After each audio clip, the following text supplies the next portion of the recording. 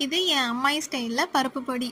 Normal பருப்பு பொடிய விட சில பொருள் அதிகம் கம்மியா போடுவாங்க. பட் இதுதான் என்னோட ஃபேவரைட். எப்படி செய்வாங்கன்னு சொல்றேன். நீங்களும் ட்ரை பண்ணி பாருங்க. இதுக்கு 1 கப் துவரம்பருப்பு, 1/2 கப் பாசிப்பருப்பு, 1/2 கப் கடலைப்பருப்பு, 1/4 கப் உளுந்தம்பருப்பு. உளுந்து நெறைய பேர் பருப்பு பொடியில சேர்க்க மாட்டாங்க. ஆனா என் அம்மாயி அது சேர்த்து தான் செய்வாங்க. அது சேர்த்து அம்மில வச்சு தான் நுணுக்கி தருவாங்க. அது நுணுக்கும்போதே அவ்ளோ ஸ்மெல்லா இருக்கும். அப்பவே சாப்பிடணும் போல இருக்கும்.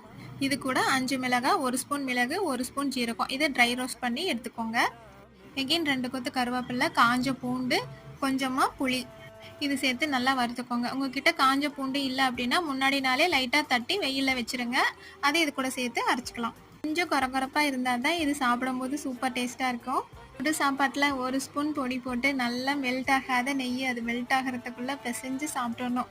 செம்ம டேஸ்டா இருக்குங்க. ஒரு தடவை கண்டிப்பா ட்ரை பண்ணி பாருங்க. இந்த மாதிரி டேஸ்டி ரெசிபீஸ்க்கு நம்ம ஃபுட் பிளேட் சேனலை சப்ஸ்கிரைப் பண்ணி ஃபாலோ பண்ணிக்கோங்க. தேங்க்யூ.